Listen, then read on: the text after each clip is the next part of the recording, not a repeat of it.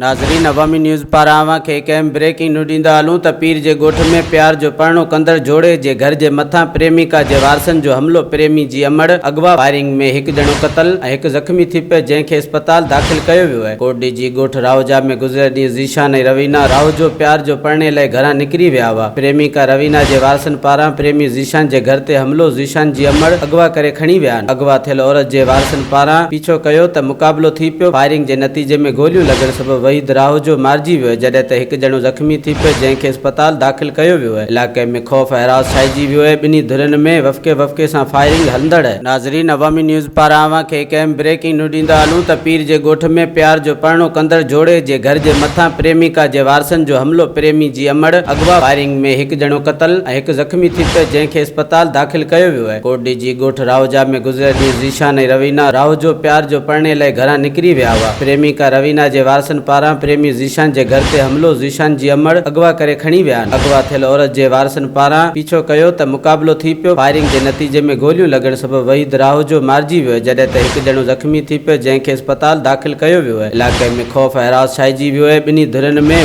वफ़के सां फायरिंग